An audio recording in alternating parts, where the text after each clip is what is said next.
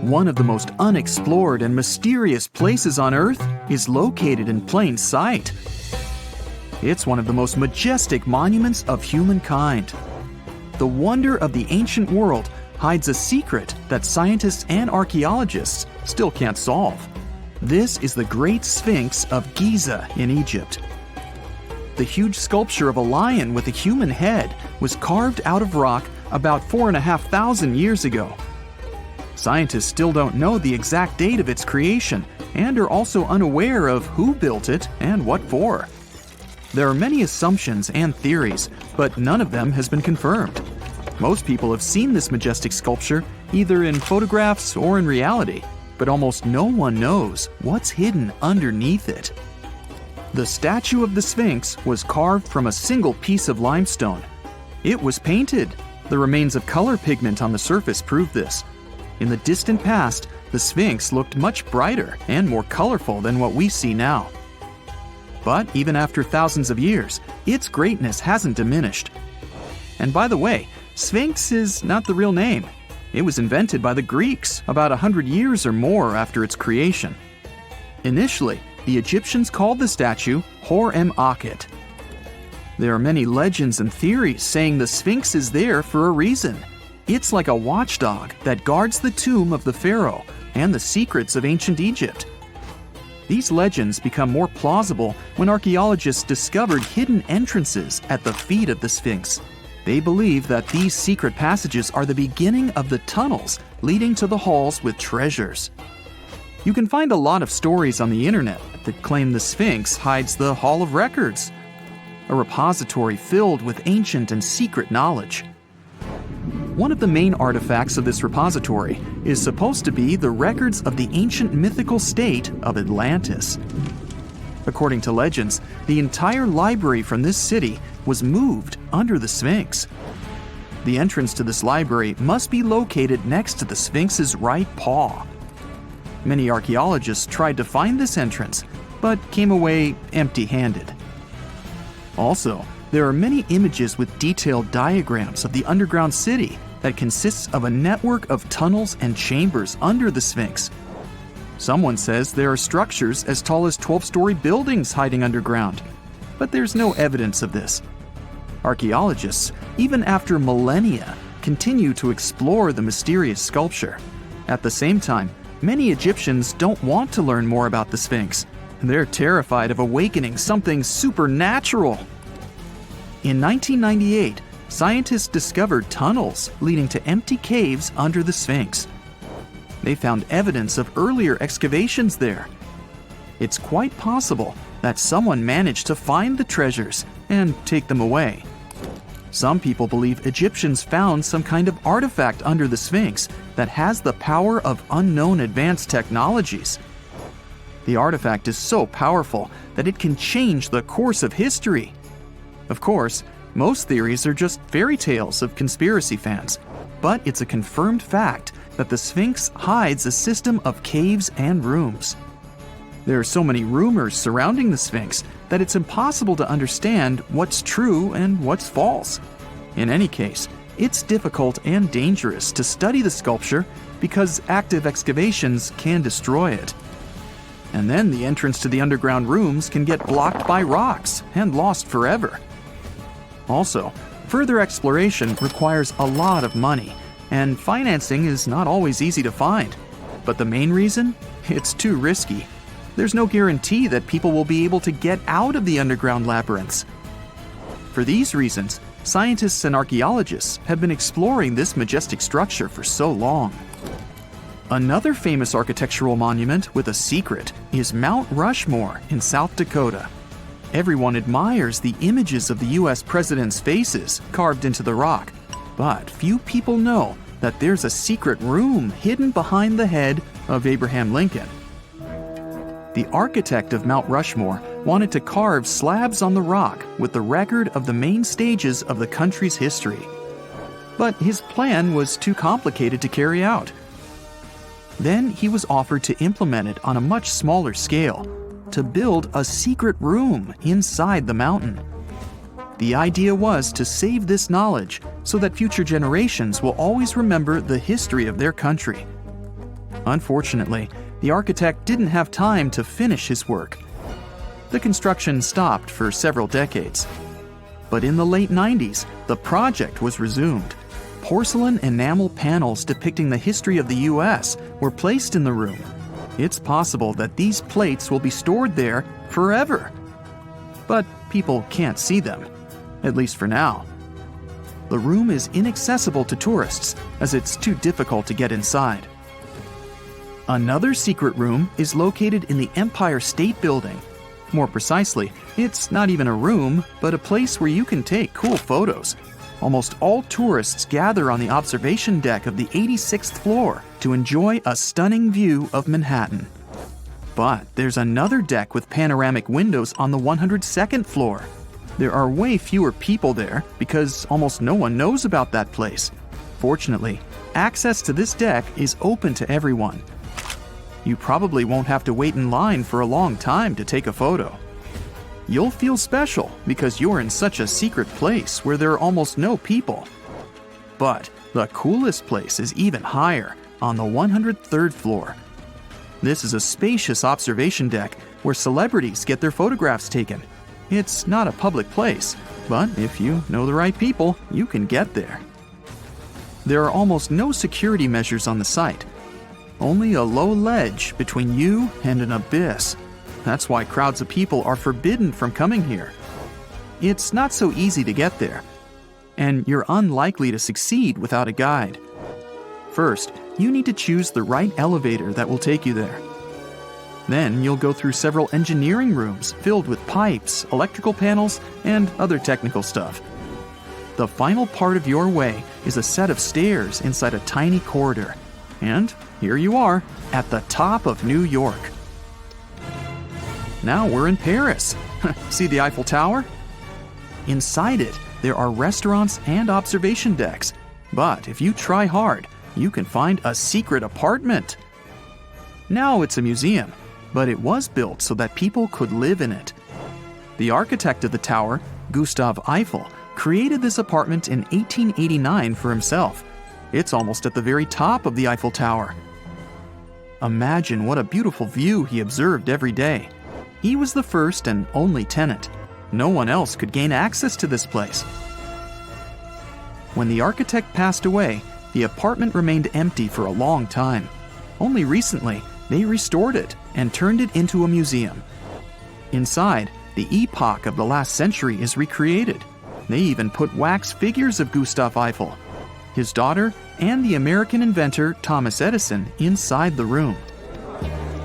This place is filled with an endless stream of passengers, office workers running late, visitors from other cities, noise, and train whistles.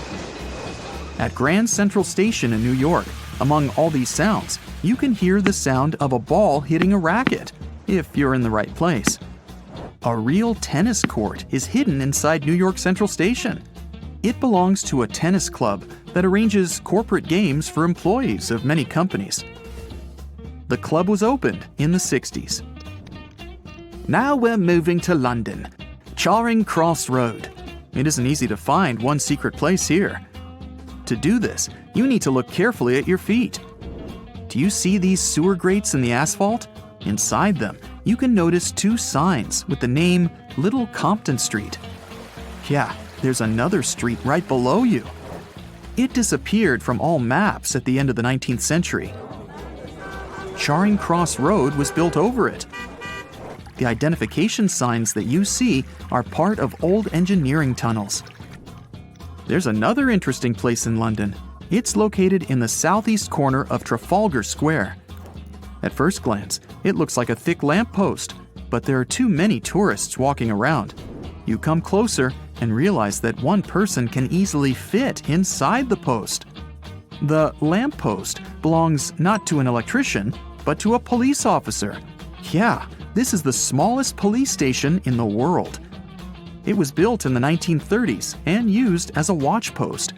Officers had to sit there one by one and watch Trafalgar Square. That always attracted a lot of pickpockets and all kinds of other criminals. The ancient city of Taposiris Magna is hidden on the northern coast of Egypt.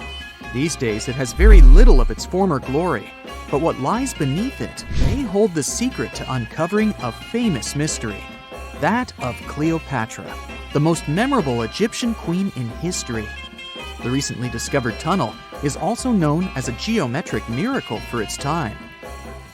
Excavations have uncovered a 43-foot-long structure below the ground, which is partially submerged in water. Its shape and construction technique are similar to that of the Eupalinos Tunnel, another amazing ancient discovery. This one is located in Greece and was built by excavating simultaneously from 2 points, aiming to have them meet in the middle. The use of math and geometry to make this construction was astonishingly precise for those days, more so since it was built near a mountain. Archaeologists that have been working on the Taposiris Magna site since 2004 believe this tunnel may lead to the lost tomb of Cleopatra. The clues they found so far seem to back up this theory. For starters, the city and its temple were built by one of Cleopatra's ancestors, Ptolemy II. All the architecture seems to indicate it was dedicated to the ancient spirit Osiris and his queen Isis.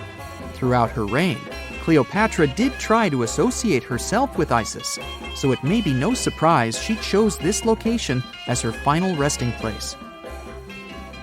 Scientists have yet to pinpoint Cleopatra's tomb, but research continues with the help of modern technology. To study this location better, archaeologists have even used a special device called ground-penetrating radar. This tool allows us to analyze what lies beneath the ground without being intrusive. Since this tunnel is so old, research needs to be done very delicately. Seeing pictures of what's underground before you start digging is incredibly useful and has been done here since 2011. Finally discovering Cleopatra's tomb may help us piece together her story, especially what might have happened during the last portion of her life, which is still surrounded by mystery. We still don't know the exact cause of her passing. Some believe she may have let herself be bitten by a poisonous Egyptian cobra. Others have suggested that she was well accustomed to toxic substances, even hiding some in her hairbrush in case she ever needed it. But that's not to say she chose to use it on herself. We do have a lot of other interesting information on Cleopatra that's equally as impressive, like the fact that she had a stylist. Most of the images you've seen depicting this famous queen show her wearing black eyeliner. This look was put together by Airas, a woman known to have been her personal beautician. She traced the long line from her eyes to her temples, a makeup technique still used today to enhance the eyes. Airas was an important figure throughout Cleopatra's life, known also as her confidant and close friend. There are even theories that suggest Airas was there by her side when she passed away. Despite her well-thought-out looks, Cleopatra wasn't as pretty as she's described. Or at least, that's what recent research has pointed out. Sure, if we look at movies and modern imagery, she's depicted as this incredibly beautiful woman with symmetrical and delicate features. However, if we look at coins showcasing her image from back in the day, her looks are rather average. Her image on the coins might have been adjusted, too, to make the queen look stronger in the eyes of her people. So there is no trusted source available to confirm her image, but her description in most pieces of ancient literature speaks of her other qualities, like her voice and personality, not of her beauty. Cleopatra might have been the most famous Egyptian queen to this day, but she wasn't the first choice. She did have an older sister, Berenice, that was initially supposed to take the throne. Berenice passed away before she could do that, so Cleopatra took on the role and began investing in her education. She traveled throughout the country quite frequently, so she could become accustomed to her people and their needs. She was only 18 when the responsibilities were passed down to her, and immediately gained popularity because of her intelligence and education. Her taste in literature was quite good too. She was known to be a fan of Homer, the famed Greek philosopher and poet. Cleopatra loved to write as much as she loved to read. There are even claims that she wrote a book on medicine and cosmetics, but we have no evidence to this day that such work ever existed. Part of being a great leader back then meant you had to speak multiple languages. Cleopatra clearly understood that, and that's why she's rumored to have known many languages to varying degrees. Some archaeologists suggested she spoke Greek, Egyptian, and Ethiopian, as well as many Arabic dialects. She might have even spoken Latin, but there's little evidence to support this claim. She might not have had angelic looks, but Cleopatra was really careful with the way she looked, even with her diet. She was known to have enjoyed simple meals, including a variety of fish. Since she lived close to the Mediterranean Sea, it's really no surprise. As a treat, she liked to eat stuffed pigeons, which she also served to her guests. Other dishes on the menu included vegetables and fava bean soup. Fruits and nuts weren't missing from her diet either, and she was also a big fan of honey. Recently, a team of experts has even tried to recreate her famous perfume. Think of it like the ancient equivalent of Chanel No. 5. Cleopatra was known to be a fan of luxurious scents, which she believed could even influence how people treated her when they met. The basis of this scent is myrrh, a resin gathered from a local tree. Other ingredients added to the mixture were also found back in the day, like cardamom, olive oil, and cinnamon. The results may not be quite as delicate as the perfumes we know and use today. Its consistency was way thicker, and the scent lasted way longer. When she was at the height of her power, Cleopatra might have been the richest person in the world. Back in the day, she ruled over a territory that stretched across the Mediterranean, from modern-day Libya in the west through Egypt to Syria in the east. This is the largest territory ever ruled over by a woman. In today's currency, her worth might have been somewhere around $95 billion. The calendars we use today may have been introduced by Cleopatra herself. She presented the idea of leap years and leap days to Caesar, the Roman emperor she was known to have been close with. Taking her advice, Caesar made these adjustments part of the official Roman calendar. The ancient Egyptians already knew the year was longer than precisely 365 days. They discovered this by studying the brightest star in the sky, called Sirius, and concluded that a year is actually 365 and 1/4 days long. It was Elizabeth Taylor that famously introduced Cleopatra to pop culture when she played her in the 1963 film bearing the same name. Up until that point, it was the most expensive film ever made. It was originally supposed to cost somewhere around $2 million, but ended up costing a mind-boggling $44 million. That's mostly because of script and production issues. To make this iconic movie, producers created 79 sets from scratch, as well as over 26,000 costumes for the cast. Elizabeth Taylor's Cleopatra costumes alone cost somewhere around $200,000. Thankfully for the producers, the movie made headlines and was well received by critics, making it a box office success.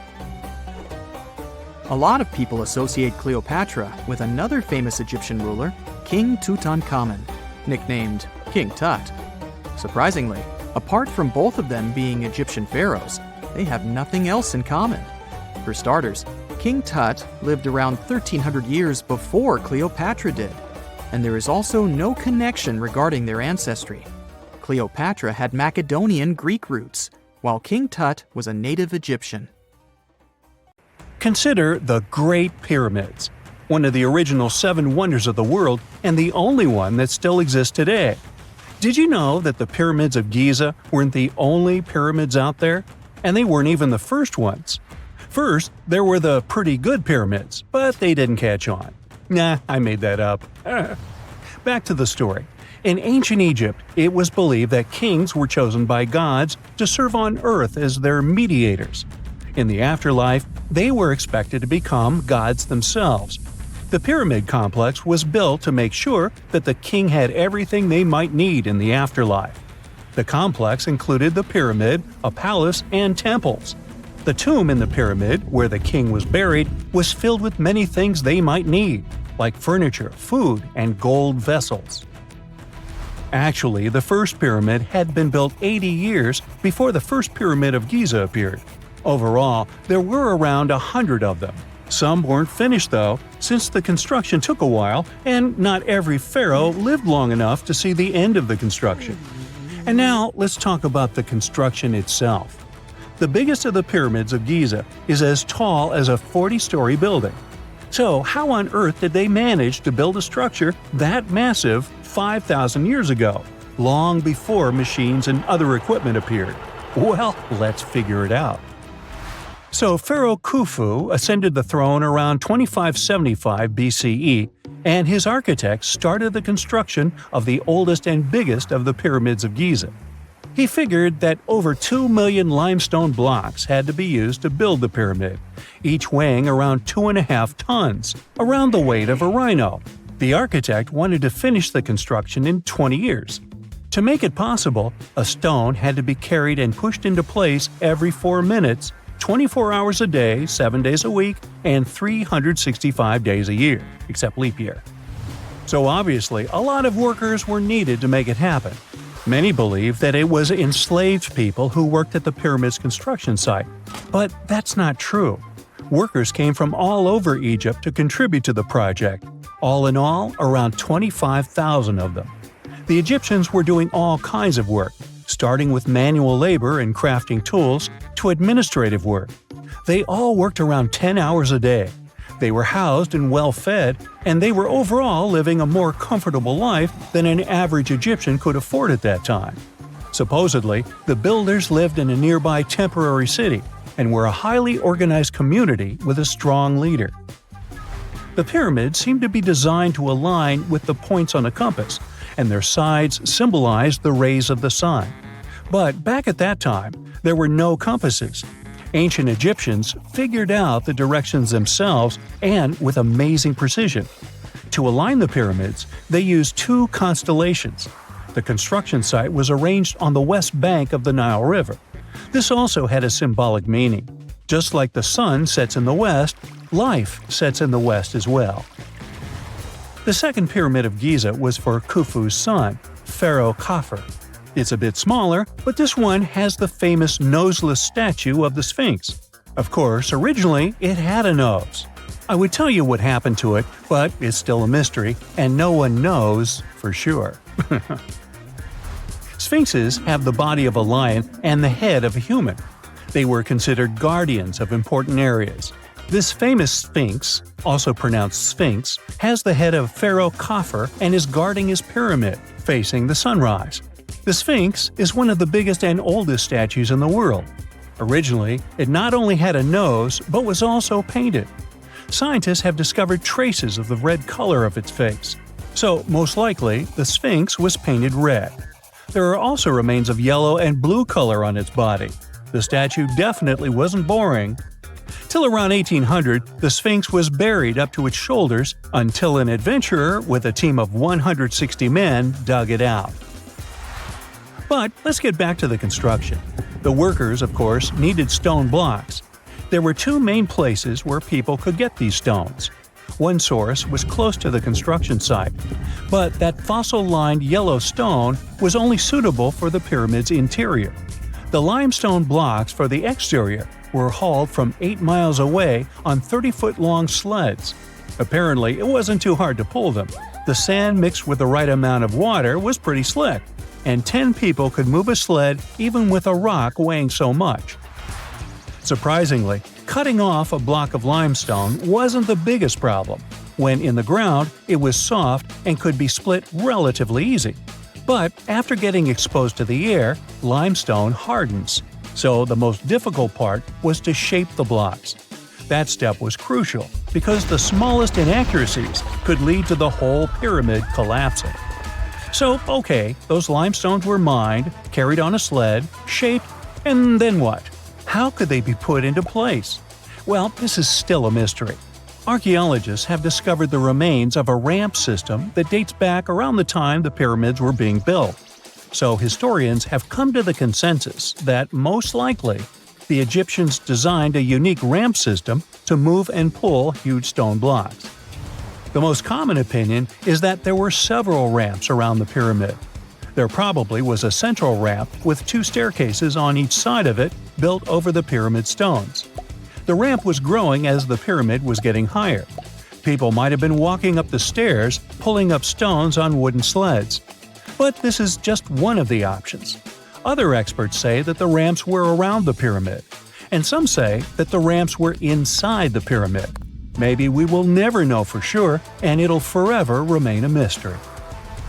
The exterior limestone of the pyramid was polished with sand and stone until it gleamed. On top, there was a gold and silver capstone, which glimmered over Egypt like a second sun. So that's how it was 5,000 years ago. Now, about the interior. Surprisingly, there's not much inside the pyramid. Most of it is just solid stone with very little open space. But let's take a quick look inside. From the entrance, there are 2 stairways, one going down and the other going up. They take us to the chambers. There are 3 of them inside. Now, why is that? Apparently, throughout the whole construction, a burial chamber had to be prepared at all times, just in case a pharaoh kicked the bucket before the construction ended. So separate chambers were built one after another as the construction progressed. The last of them was the main one. It's called the King's Chamber. It's the one where Khufu was resting. It's the biggest room at the very heart of the pyramid, and there's a big passageway leading to it. It was likely used as a kind of elevator to move granite up to build the interior. Granite was also used to make 5 stories of support beams to ensure that the pyramid didn't collapse. And we can see that it worked since it's been standing for centuries.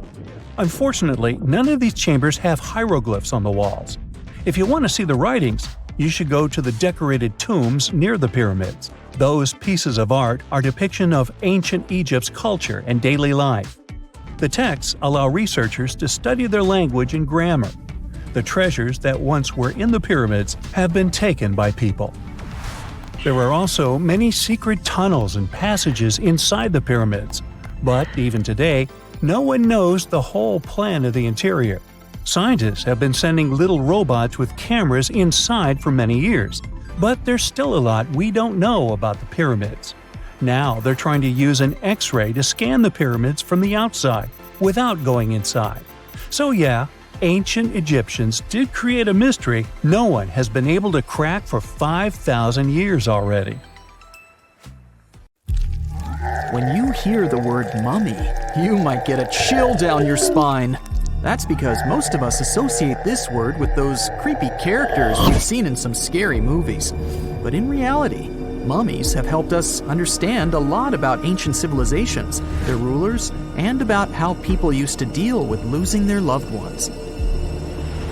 The people most famous worldwide for their mummies are the ancient Egyptians. They believed that some sort of existence after passing away was possible, if certain conditions were met. That's why they insisted on preserving the human body through the process of mummification and placing the mummy in a furnished tomb, kind of like giving it a fully functioning apartment of its own. Why did they believe in this? Well, because they were deeply connected to their natural environment for the most part. They saw the natural cycles around them, like how the sun rose every day, followed by the moon, or how new life was always sprouting from plants, even after they had wilted away. They also believed that the powerful spirit Osiris, who represented the cycle of passing away and resurrection, played a role in this process. To prepare for the afterlife, the ancient Egyptians followed certain rituals, like mummification, which involved using materials like honey, resins, and incense to preserve the body. There's no other mummy more popular than that of King Tut. He was a young pharaoh who ruled over 3,000 years ago in Egypt. The problem with discovering ancient royal tombs is that most of such burial sites were previously robbed. People knew ancient rulers had been left with many valuable belongings, so those locations became vulnerable to thieves. When King Tut's tomb was opened in 1922, people were excited because it had not been robbed, like many other previously discovered royal tombs. That's how well hidden it was. Inside, his mummy was encapsulated in a total of 3 coffins, including one made of gold. The objects found in his tomb showed us what ancient Egypt was like, and studying his mummy also helped us learn about the culture and practices popular at the time when he passed away. We also learned about his family by looking at his DNA. Scientists were able to discover that he had had a disease called malaria and a problem with his foot that might have made it hard for him to walk. Ramses II was another pharaoh in Egypt who ruled for 68 years, which was quite a lot back in the day. He was known for his expansion campaigns and building projects. Many objects from his time as a ruler still exist today, including a large statue of him. Ramses II was about 6 feet tall and lived to be about 90 years old. After looking at his mummy, scientists concluded that he may have had a medical condition that affected his spine. Now, remember those thieves I mentioned before? They are probably the reason why Ramses II ended up in a plain coffin in a secret collection of royal mummies at Deir al-Bahari, which was rediscovered in 1881. Thankfully, archaeologists were able to identify him because his journeys had been recorded on his wrappings. The process was really tedious too. In fact, in ancient Egypt, the mummification process could take a staggering 70 days to complete. A special person would say a very specific speech while delicately handling the body and drying it out using a type of salt called natron. They also used linen and resin to make the body look more lifelike and to wrap it in cloth. The tomb was equally as important for ancient Egyptians. The walls of King Tut's tomb, for example, were adorned with intricate artwork that depicted his journey to the afterlife, from his burial procession to his passage through the underworld. The ancient Egyptians believed that everyone made this journey after passing away, and they filled their tombs with items and paintings to help the person in their spiritual travels. Additionally, the walls of the tomb were decorated with spells from a special book, which contained a collection of poems that the Egyptians believed would help people reach the afterlife. And speaking of how important this journey was, people also placed food in these ancient tombs. In King Tut's tomb, archaeologists discovered 36 jars of vintage beverages and 8 baskets of fruit, which were believed to be left there to help him in his journey to the afterlife. The Egyptians believed that traveling to the afterlife took a really long time, so they left a lot of supplies, such as food and water, to sustain their loved ones. Pharaohs also generally had numerous luxurious garments and beautiful jewelry in their tombs to ensure that they would have a fashionable journey. These items included various types of linen clothing, such as tunics, scarves, gloves, and headdresses, as well as a lot of gold jewelry with precious stones, like bracelets, buckles, pendants, necklaces, rings, and even precious depictions of insects for protection. Some were also deposited with fans made from ivory and ostrich feathers to keep them cool in the afterlife. Some ancient rulers were even placed in their forever apartments along with boats. For example, Pharaoh Khufu built the Great Pyramid at Giza as his tomb, and a large ship was found inside. King Tut, however, was buried with multiple boat paddles, but no actual boat. Instead, he had 3 chariots and numerous walking sticks made of precious materials, perhaps indicating he'd rather travel to the beyond by land, not by water. Amongst the most interesting objects found near ancient mummies are bottles of oils and perfumes. If rulers were supposed to be fashionable, why not smell nice too, right? Also, some of them had some ancient kinds of board games, most of them made out of precious materials like gold or ivory. One of those games was called Senet. It was very popular amongst the ancient Egyptians and very similar to modern-day chess. The ancient Egyptians may have the most famous mummies out there, but they weren't the first to invent the procedure. In fact, it all started in South America with an ancient civilization named the Chinchorro. As far as we know today, these people were the first to mummify their loved ones that had passed away. They did it somewhere around 2,000 years before the Egyptians started their own rituals. Sure, we can tell a lot about ancient rulers by studying these mummies, but until recently, we had no idea what they really looked like during their lifetime. Not so long ago, though, some very special mummy paintings were found by archaeologists studying ancient Egyptian objects. These mummy portraits are highly detailed paintings of individuals that were made while they were still alive. Such paintings were often painted on wood, as opposed to the classical portraits we all know about, which are painted on canvas. They are known for their realism and beauty, and have even been used by researchers to diagnose diseases by comparing them to the corresponding mummies. Some of these portraits also include depictions of jewelry, which was later found on the mummies. The recent discovery of these mummy portraits in Central Egypt is significant, as it marks the first time in over a century that such paintings have been found. Mummies appeared all around the world naturally, too. Mummification can occur without people intervening because of natural conditions, like extremely cold or hot environments, places with a lack of oxygen, or accidental exposure to chemicals that preserve the body. These conditions don't allow bacteria to grow, resulting in the body remaining more or less intact. Famous Otzi was one of these mummies. We know today he was a man who lived around 5,000 years ago in Europe. But upon his discovery in the Alps in 1991, Austrian authorities initially believed that he was a modern mountaineer because of how well preserved the body was. However, after the Iceman was removed from the glacier, it was determined that he was actually from the Copper Age.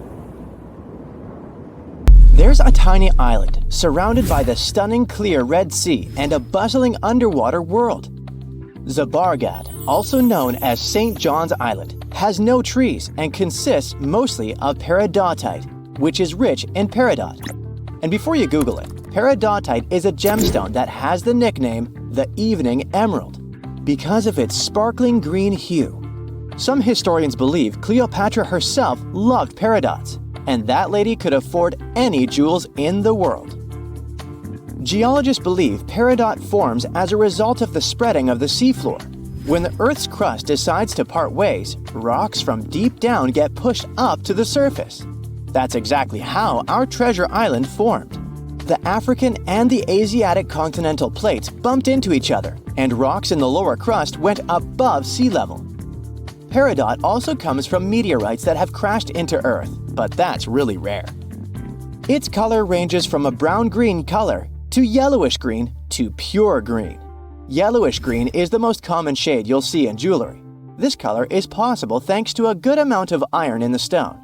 The deposits of this beauty are spread all across the world, from Vietnam to Arizona and Hawaii, Tanzania, South Africa, Sri Lanka, and Norway.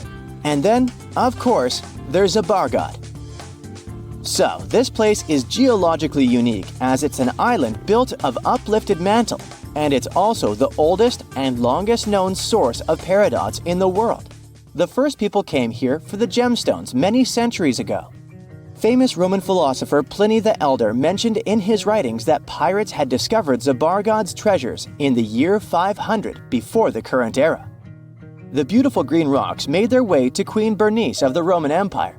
They came from the ancient trading port Berenike on the edge of Egypt's eastern desert. When the city fell in the 6th century, all work stopped, and the island with all its treasures stood alone for hundreds of years.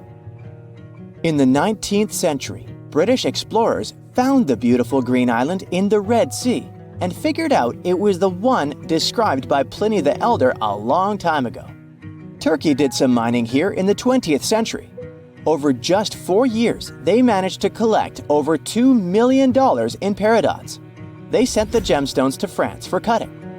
The work conditions on the island were nothing like a tropical fairy tale you could imagine. There was no drinking water for workers, so they had to install a gas-powered water condenser. Now, this territory belongs to the Elba National Park System. Most people come here to see the underwater beauties of the reefs. But if you look above the water, you can still see some beautiful sparkling peridots. If Christmas Island in Australia is on your travel list, plan the trip wisely. If you end up there in October or November when the wet season begins, you won't be able to enjoy a walk around. Red crabs cover the whole island like a blanket. And it's not one of those fluffy blankets you want to wrap yourself into. Over 100 million crabs are on a mission to reach the shore alive marking a crucial phase in their life cycle. For the majority of the year, these red crabs reside in burrows and rock crevices.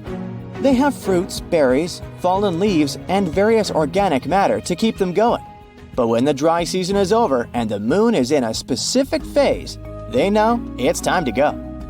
When they reach the coast of the Indian Ocean after several days of migration, they create deep burrows where females will eventually hatch their eggs. Once the burrows are ready, the male crabs return to the rainforests and the females stay at the beach for at least 12 days to keep the family going. The new parents are so smart, they follow the moon to pick the perfect moment with a milder tide to carry their eggs to the water. Once they hatch, the crabs bring their new family members back inland. There, they wait for the rainy season again to keep the circle of life going. To safeguard this magic, authorities close road in areas where crab migration takes place. Japan has a brand new addition to its archipelago. The world's newest landmass literally popped up in November 2023. This unnamed island is just over 300 feet in diameter. It's made of pumice and tuff left by an undersea volcano that kicked off its eruptions in October. The volcanic hustle has quieted down since then, and the waves are eroding chunks of the newly found land. Without lava flows to create a sturdy protective crust over the soft volcanic debris, the future of this freshly formed island is unstable. Similar islands had popped up before but were short-lived and vanished once volcanic activity ceased. An island born in 2021 the same way is still visible today though, so the newborn island might have some life prospects. If not, we're likely to see more territories like this. Japan is super rich in active volcanoes on land, with over 100 in its collection. If you make friends with the Uros people living in the Lake Titicaca area and ask them for their address to send a postcard, they will have a hard time answering. Their ancestors from more than 500 years ago came up with a brilliant invention to protect themselves from the Incas. They built islands from totora roots and reeds that could be moved away from danger deep into the lake. Totora plants help the local community a lot since it's water resistant and is used for all sorts of things, from building boats to roofs and mattresses.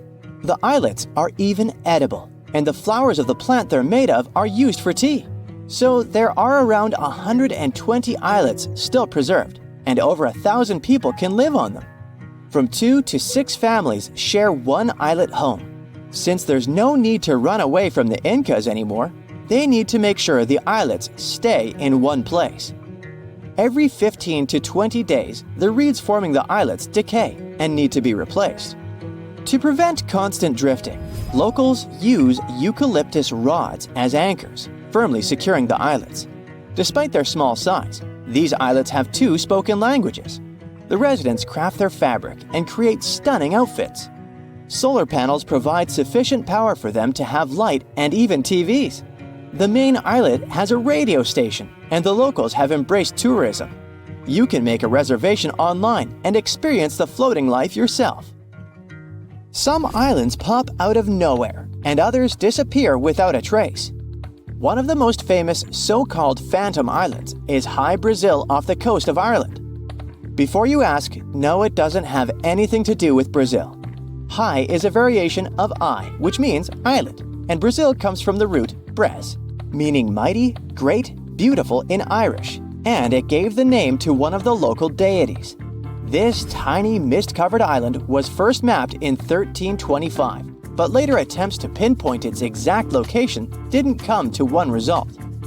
So, legend has it that the island appears only once in 7 years, and even those who claim to have seen it say they had just sailed right through it without bumping into any land. Captain John Nisbet shared the story of how he had not only spotted High Brazil, but got stranded on it with his crew.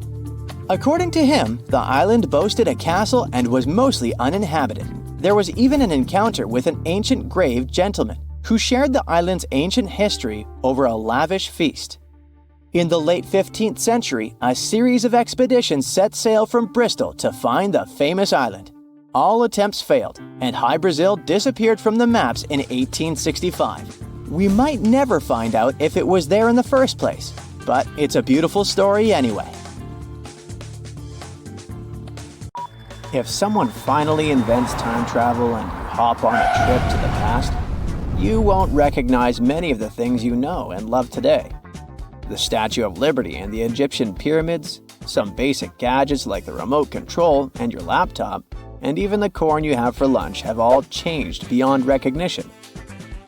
When the pyramids were originally built in ancient Egypt and Giza and other places, they didn't look sandy brown at all.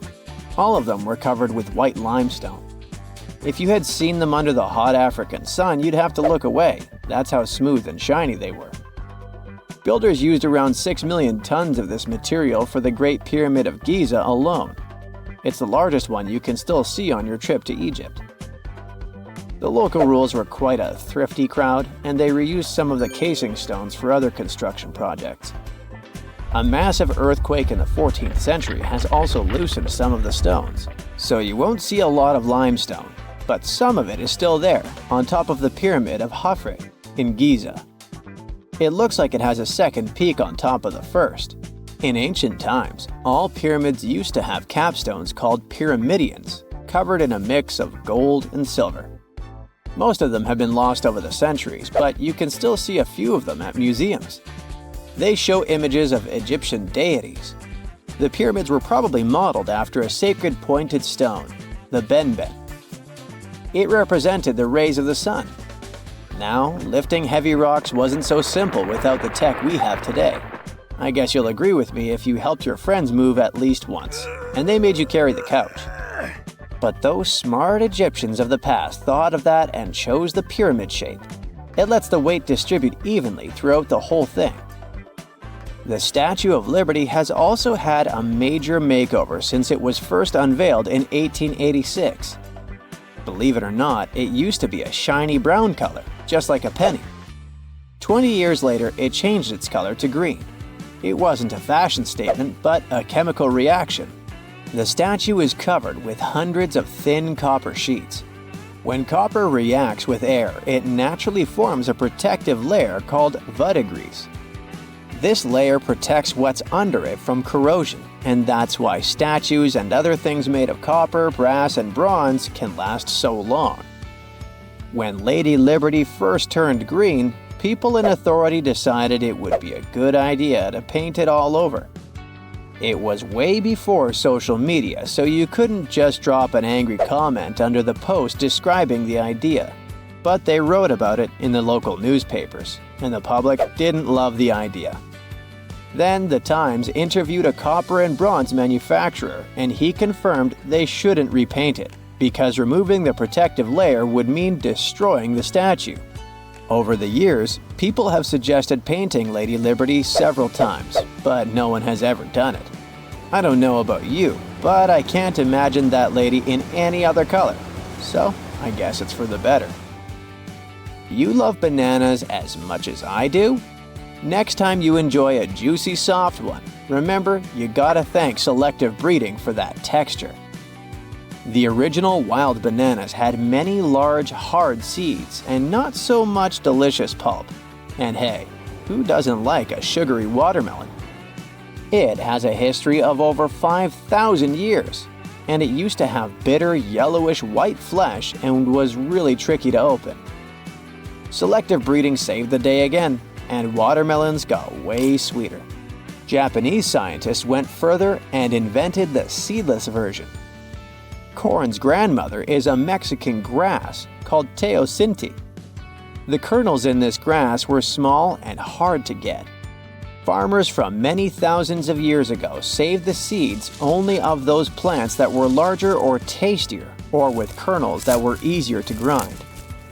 Thanks, my friends, for giving us the corn that's edible and even delicious. And just imagine, wild avocados were so small that they could easily fit in the palm of your hand. The pit in them was so large you wouldn't find much edible material inside. They also had a much harder shell than the ones we're used to. You probably wouldn't get a lot of work done without your beloved computer today, but I can't tell you exactly whom to thank for this invention. The ABC from 1942 is one of the contendants for the title of the first computer. It's short for the Atanasoff Berry computer, named after its inventors at Iowa State University. The ABC weighed over 700 pounds. Yep, yours must be way lighter than that. That big boy consisted of around 300 vacuum tubes and had a rotating drum, a little bigger than a paint can, and had small capacitors on it. A capacitor is a gadget that can store an electric charge, like a battery. The ABC could solve problems with up to 29 different variables to help scientists save some time.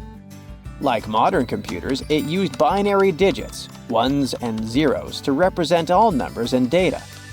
Because of that, it was possible to do the calculations electronically. And now, my favorite part, the ABC finished one operation about every 15 seconds. Just for you to compare, it's millions of operations per second now.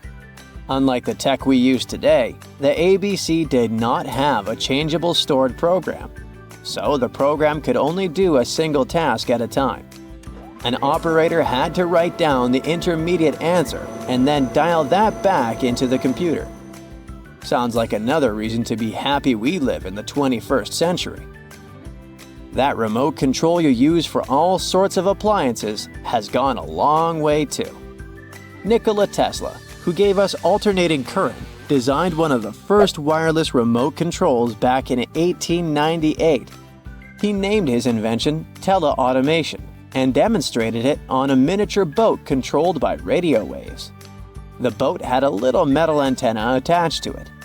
Tesla sent signals to the boat using a box with a lever and a telegraph key, which was his version of a remote control.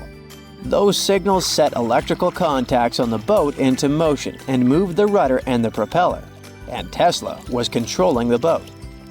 The concept of the remote control soon spread to other gadgets. The first television remote control followed in 1950. It was designed by the Zenith Radio Corporation called LazyBone. Don't take it personally, please. This LazyBone had a massive cable that was attached to the TV set, and those who tried it didn't fall in love with the invention because they tripped over that cord. I feel your pain, my friends. If you live or work on one of the top floors, you gotta love this one. Meet the first passenger elevator. It traveled at the speed of 40 feet per minute. Not the fastest, I know, compared to today's record, which is 40 feet per second. But hey, it was built back in 1857 in New York and was more of a tourist attraction than a necessity. The elevator had a steam engine hidden in the basement of a 5-story building. 3 years later, they shut it down because the public didn't appreciate it. Otis Tufts filed the first patent for a vertical railway around the same time. His invention included an actual car with a bench inside for people to sit on. Sounds like a great spot to hang out with friends to me. What do you say? Then they started adding elevators to luxurious hotels around the world. They were entire rooms with a rich design, upholstered seats and mirrors on the walls, and sometimes even a small chandelier. There was an obligatory operator who'd close the door and the car would start its super slow ascent. It was still more about style than about speed, so I guess I'd choose the stairs. A gruesome discovery took place in Egypt some years ago. You want to hear about it? 16 human hands, carefully buried in 4 eerie pits. They didn't look too much like human hands at first, since they were abnormally large, but they were. Weirdly, there were only right hands. No left hands were in sight.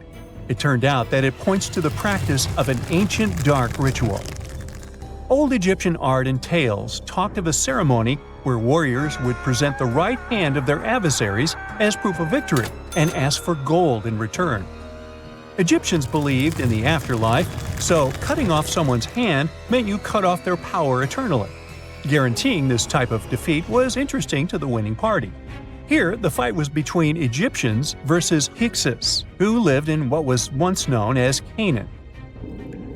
Egypt has always been the center of some history-changing findings, and some time ago, this papyrus was found.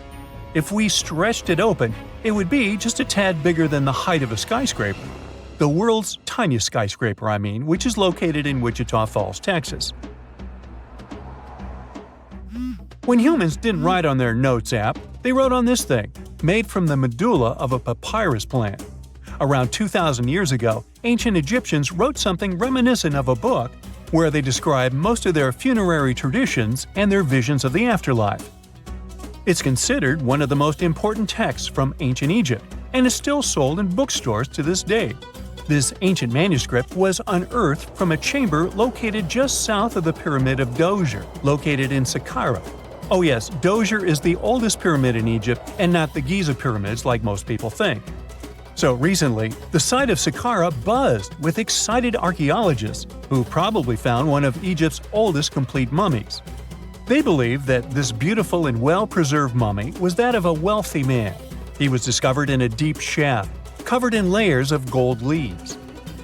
There are many symbols that show he was an important and wealthy man, like the band he wore on his head, the bracelet on his chest, and the fact that he was embalmed with a tunic, which was reserved for Egypt's finest. The most exciting part of the entire discovery was finding the resting place sealed with mortar, just as the ancient Egyptians had left it 4,300 years ago. Now this may sound weird, but back in 2008, archaeologists discovered a missing pyramid. Now it went missing because it deteriorated over the span of 4,000 years. Today, you can only see its base. It was a pretty important site back in ancient times. It is said that around the area of the pyramid, the ancients hosted a special type of ceremony where high priests would carry mummified remains of sacred bulls. Now, here's a fun fact. Ancient Egyptians believed that Apis bulls were earthly incarnations of the city deity of Memphis and was connected to rites of fertility. It wasn't just any Apis bull, though.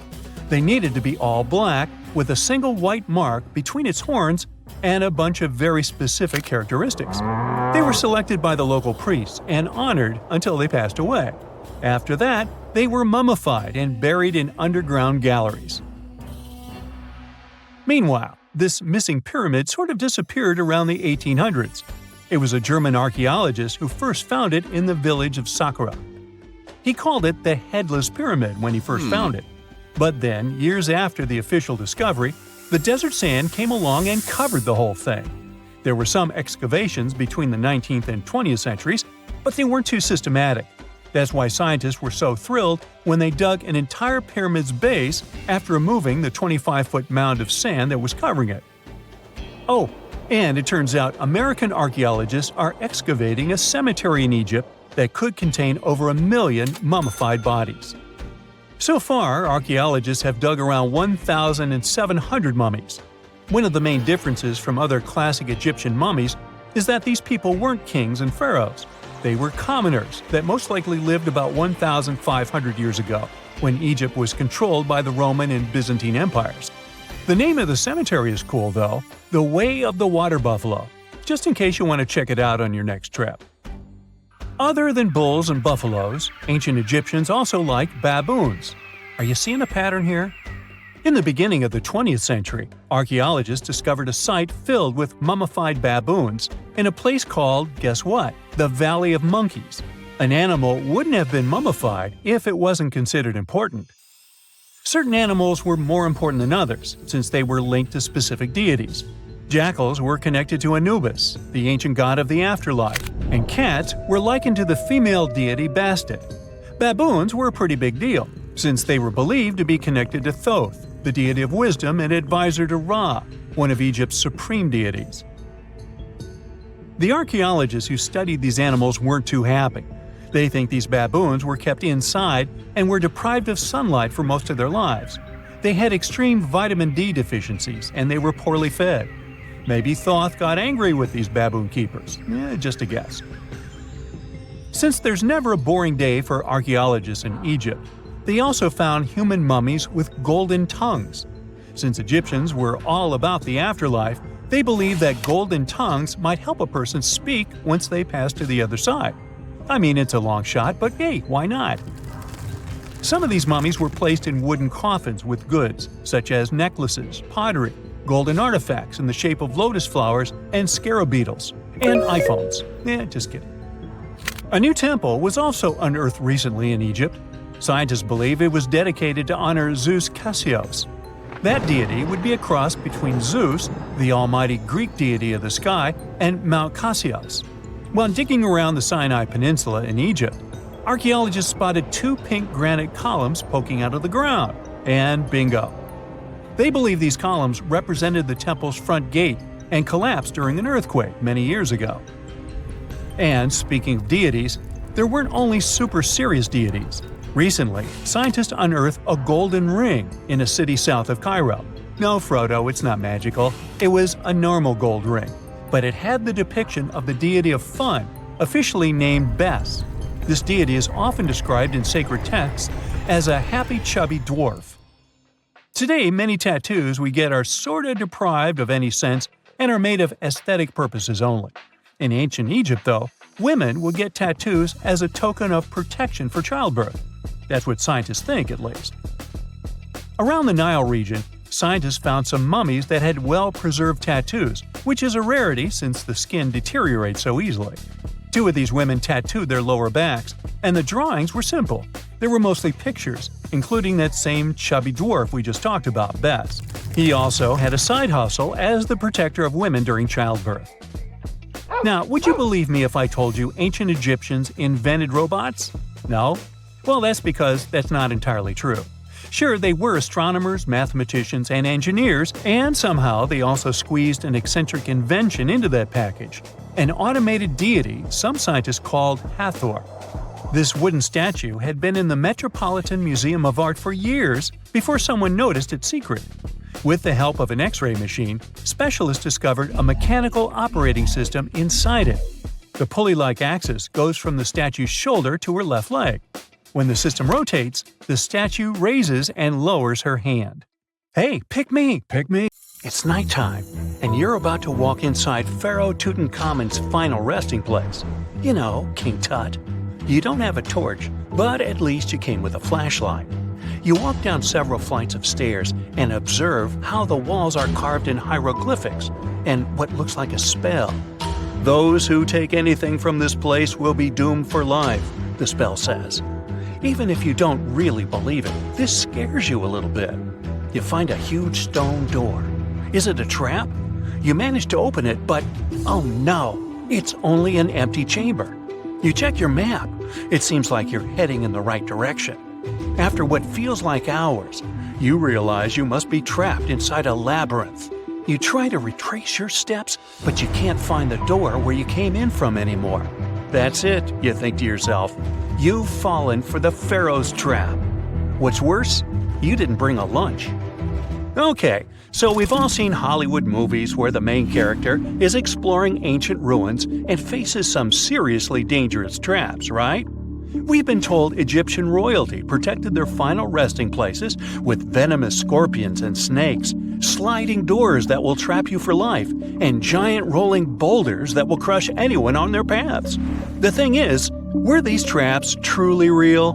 Well, I regret to be the one to break it to you, but this is all fiction. These elaborate traps were too technologically advanced for ancient civilizations to pull off. That is not to say, however, that there weren't any traps at all. Ancient civilizations, like the Egyptians and the Mayans, are known for their practice of building entire monuments dedicated to the ones who had passed away. These structures would often reflect the position of person occupied in society. So, for the really important people, the VIPs of their times, massive monuments were built to host their bodies long after they were gone. Some of these civilizations believed that a person's life would continue on the other side of the veil. For that reason, a person would be buried together with the belongings of their current life. If they had a lot of money and power and stuff, that meant their resting places would be filled with riches and gold. Now imagine if you lived in ancient Egypt and you knew exactly where all the pharaohs' tombs were located and had heard rumors of the amount of wealth kept in these places. Maybe you would be tempted to go check it out, right? We're talking about large rooms filled from floor to ceiling with golden artifacts, jewels, and even money. I mean, it does sound tempting. And since there weren't any security guards protecting the entrance of these places, Egyptians needed to get creative as to how they would protect these riches. These old civilizations found some traps to be useful. A recurring one was building empty rooms inside the monument to confuse a burglar. Now, let's take a look at Amenhotep III's final resting place as an example. It was built in the city of Luxor, in a spot also known as the Western Valley of the Kings. Two French engineers originally discovered the monument between 1905 and 1914 CE. The structure is huge and has more than 10 chambers, connected by long corridors and steep stairways. The King's Chamber is the most hidden one, and for an outsider to try and find it, they will probably enter a lot of empty rooms beforehand. Other pharaohs tried to protect their riches by commissioning monuments with false doors concealing pits that were up to 20 feet deep. This way, an unwarned and unwanted visitor would be surprised by the deep hole on their way to the king's resting chamber. Alongside false doors, pharaohs made sure to build labyrinth-style corridors and false walls. This way, robbers could take hours or days before they found the king's real chamber. As to pits with poisonous snakes on them, if there were any reptiles inside these monuments, they probably got inside on their own and would most likely not stay there for long.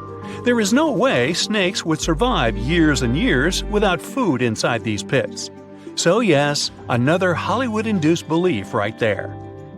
If these traps seem boring to you, archaeologists did find an interesting deterrent in the final resting place of the Red Queen of Palenque in Mexico. Palenque was one of the most powerful Mayan cities in pre-Columbian Mexico, and the Red Queen was believed to be the grandmother of the last Mayan king, undoubtedly a person of immense importance to the empire. In her honor, a huge monument was built to keep her body after her passing. The discovery of the tomb itself was already thrilling. Archaeologists found an ancient monument when digging at the site back in 1994. The first thing they found was a room with a hidden door. Once they opened the door, they discovered a long corridor. Finally, at the end of this corridor was the Queen's chamber. The team of archaeologists was beyond excited to unearth this chamber with the mummy of the Queen herself still inside it. They found her to be accompanied by her pearls, jade shells, and expensive rocks. But as the team explored the remains, they saw something rather strange. The room was filled with a red-colored powder. Researchers knew that the color red was important to the Mayan people, and that much of their clothing and buildings were decorated with this color. But they didn't understand why the queen was buried with this unknown red substance. After they took a sample back with them for further analysis, they discovered that the red powder was cinnabar, a very dangerous mineral. This powder, when inhaled, can cause, shall we say, severe health damage to a person. The team concluded that this could only be a trap for anyone trying to steal her riches. Okay, so dangerous powders might have worked as the most intense traps we've seen until now. But perhaps the cheapest way to keep out unwanted visitors was to advertise spells written out all over the monument. We'd probably laugh at these today, but back in the day, they were more or less effective. Spells usually said that the person who took anything from that place would meet a tragic fate. Some spells said that robbers would lose their houses in big fires or terrible floods. Other spells said burglars would have incurable and undiagnosed health issues, but they weren't really enough to stop people from taking any gold. There are some stories surrounding how these spells might have been real. One of them is from the famous British Egyptologist Howard Carter, the one responsible for unearthing Pharaoh Tutankhamun's resting place in the 1920s. After months of unsuccessful digging, Carter discovered the tomb's existence by chance. He found the entrance to a stairway right beneath the soil where he had been searching all those months. With the help of a team, he cleared the piles of sand blocking the stairs and discovered a doorway. The door had several royal symbols carved into it, and Carter knew this could only mean a very important person had been buried there. And he was right. With a chisel, he made a hole in the top left-hand corner of the doorway and lit his vision with the help of a candle. He couldn't believe what he was seeing, the reflection of several golden and jeweled items crowding the chamber before him. Lost for 3,000 years, Carter had just discovered the final resting place of King Tut. But the story didn't finish here. This discovery was accompanied by a series of unfortunate events that led people to believe it had something to do with the pharaoh's spell. Carter himself mysteriously passed away just a few years later, and some of his assistants lost their houses in floods, just like one of the spells threatened. Some say it's just coincidental, as there's no real proof of these things being connected. Well, what do you think? Was this an effective trap after all? Have you heard of Göbekli Tepe? It's an ancient site in Turkey that literally made historians rewrite history books. Over 11,000 years ago, a group of prehistoric humans crafted an enigmatic masterpiece that's even older than Stonehenge.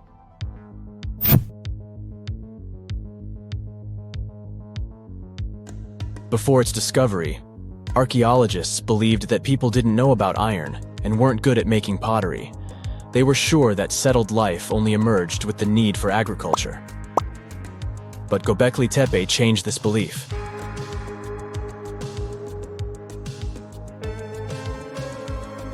The place has revealed that it was the temple that paved the way for a settled life, not agriculture. Until this discovery, researchers believed that farming was the catalyst for sedentary living. Meet Professor Schmidt, the guy whose findings changed this theory. He managed to prove that hunter-gatherer communities laid the very foundations of this way of life.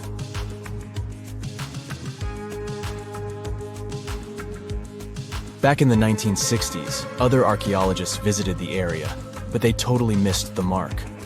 While surveying the region, they stumbled upon a hill with scattered limestone slabs and concluded it was just an old burial ground from medieval times. Little did they know that there was so much more to uncover.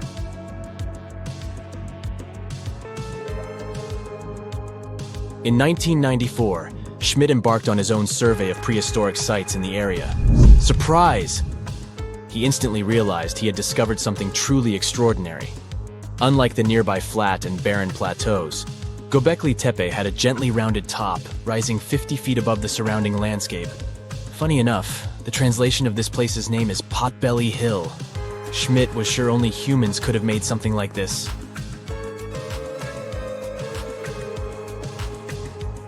Those broken limestone pieces that were mistaken for gravestones turned out to be way more exciting.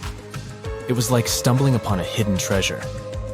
The pieces took on a whole new meaning, and Schmidt with his team was about to dive into the secrets waiting beneath the surface. To their surprise, they found no traces of a settlement, no hearths for cooking, no houses, and none of those adorable clay figurines commonly found in nearby sites of similar age. However, they uncovered that those ancient people used tools like stone hammers. So, Schmidt and his team put their heads together and took a wild guess at the age of Göbekli Tepe's stone structures. Their estimation got backed up by some limited carbon dating done right at the site. The ancient vibes of this place were finally starting to make sense. It was like a puzzle slowly coming together.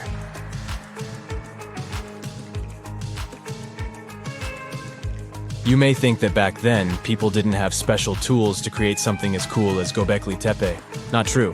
Turns out, these prehistoric folks used flint tools instead of fancy metal chisels. They were also skilled at chipping away softer limestone and crafting pillars right on the spot.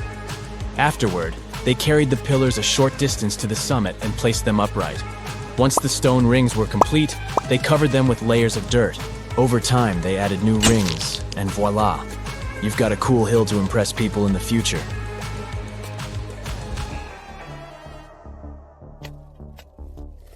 During their first year of excavation, the team went through 15,000 pieces of animal bones from wild creatures. These people didn't have pet animals or grow their own food. They hunted wild animals for their meals. But things were about to change, because the place had everything they needed to start farming. Scientists say they had wild sheep and wild grains that could be domesticated. And guess what? Just 20 miles away, geneticists found evidence of the world's oldest domesticated strains of wheat at a prehistoric village.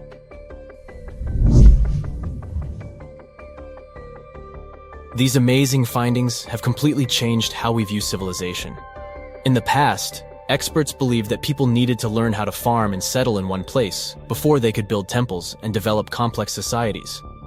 But guess what? Schmidt's research flips that idea on its head. He claims that the incredible effort put into constructing these astonishing structures actually set the stage for the development of advanced societies.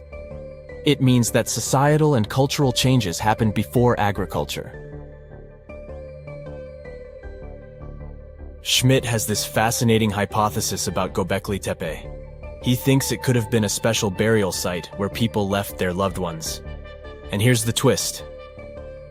The burial site was adorned with fancy statues and symbols representing deities from the spiritual realm. The idea that Göbekli Tepe could have served as a sacred place adds another layer of complexity to the whole story. While the site's true purpose may remain elusive, Schmidt's insights invite us to consider the profound interplay between life and the afterlife, and the deep reverence ancient hunter-gatherer societies may have had for their departed ancestors. Now let's talk about the stars of the show, the mesmerizing T-shaped columns that dominate Göbekli Tepe. These mysterious structures range from 10 to 20 feet tall and most likely represent stylized human figures. But one figure stands out from the rest, the three-dimensional lion relief. This depiction really fires up our imagination. Why? Because it hints at the possibility that lions roamed Anatolia during the Neolithic period.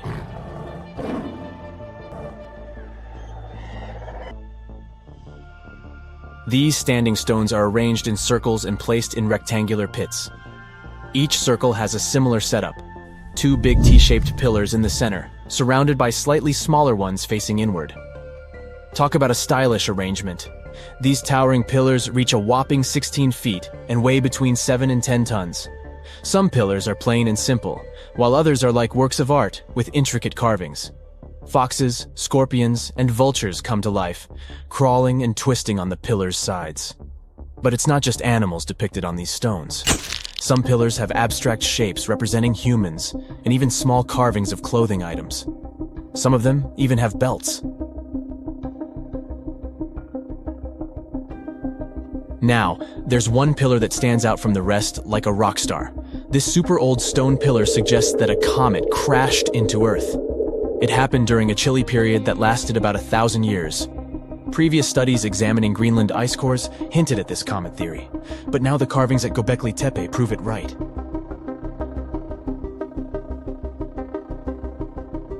The carvings on the pillars are like a historical comic strip. They even show a headless human figure. Researchers fed the images into a computer and discovered their connections to constellations, indicating that this temple might have been an ancient observatory. It's like our ancestors were trying to document this cataclysmic event in their own unique way. Archaeologists have been excavating and researching Göbekli Tepe since the mid-1990s, peeling back layers of history and providing us with a deeper understanding of the intricate relationship between various elements. They have no plans to stop the whole process for another 150 years. Who knows what else they'll find? You see, Göbekli Tepe has been labeled purely as a ritual site with no signs of domestic activities. We were led to believe that the absence of water meant it couldn't support semi-sedentary communities. But scientists believe it's time to shake things up and approach Göbekli Tepe with fresh eyes. It's time to question what we believed before and use new evidence and different ways of thinking. Like, there might have been a group of people living in the area who didn't stay in one place all the time. They moved around a bit but still had their own civilization, living in the area semi-sedentarily. Göbekli Tepe is not just home to a single temple, but an astounding collection of over 20 ancient structures. As archaeologists delve into the depths of this wonder, they are unraveling its unique layout, featuring two prominent focal points at the heart of each establishment, complemented by smaller structures and dividing walls. What's even crazier is that in this area, there are over 200 obelisks, which are narrow tapering monuments. It's the first day of your long-awaited trip to the Amazon forest. You flew all the way to South America. More specifically, you landed in the city of Manaus. It's the heart of the Brazilian Amazon. So far you've traveled by air, car, and now water. You are on a tiny boat, moving through the dark waters of the Amazon River. Yes, the river is also called the Amazon. And just FYI, it's the second longest river in the world. It loses only to the Nile River in Egypt. The Amazon sprawls for an impressive 2,700 square miles, beginning in Peru and ending only when it meets the Atlantic Ocean off the coast of Brazil. To get a closer look at the forest, you decide to start by exploring it by boat. First up, you watch some piranha fishing. You can even try to catch one yourself if you like. As you may know, piranhas are carnivorous fish that inhabit the Amazon River, so it might not be your best option to go swimming in these waters. One of the most emblematic species of alligators present in the Amazon River basin is the broad-snouted caiman. It looks pretty much like a regular alligator, except for the fact that it has a yellow chin. Your guide leaves the boat and searches the water to show you a caiman up close. He also tells you of another legendary creature that lives in the dark waters of the river, the pink dolphin. Lucky you get to witness a family of pink dolphins showing their fins near your boat. They look magical from the place where you're sitting. You've probably never known dolphins can be pink, huh? After a few mesmerizing moments, you discover that the dolphin's pink color is nothing but an illusion. The animals are originally pinkish-gray, but due to the brown colors of the Amazon River, they look vivid pink when you stare at them from above. Your guide tells you that the pink dolphin is a central character of Brazilian folklore. Locals believe that the pink dolphins can turn into humans and wander off into towns at night. You get off your boat near one of the entrances to the forest. Now you're going to continue your trip on foot. Your guide says that you are venturing into very dangerous terrain. The Amazon is home to some of the creepiest species of wildlife on the globe, but don't worry, we'll get to see a lot of them today. You've come prepared, of course. Bug spray, a raincoat, and your sharp eyes. Inside the jungle, you need to be alert at all times. You may have heard legends of the anaconda, a snake that can swallow animals as big as a cow in one go. Sorry to break it to you, but those are not just legends. Reptiles like these do actually exist. They live deep in the jungle. Is it right there, moving between the trees? Is it a spider? The so-called Goliath bird-eater is a monster spider. Its legs can grow up to a foot in length, and the spider itself can weigh around 6 ounces. It's also known as the king of tarantulas. You shouldn't get too close, of course. It's not venomous to humans, but its bite can surely sting. As its name suggests, the Goliath bird-eater can even eat birds, as long as they are smaller than it is. Up next, you run into another species of spider that draws your attention. This one is so tiny that you almost don't see it. It's known by the popular name of the decoy spider.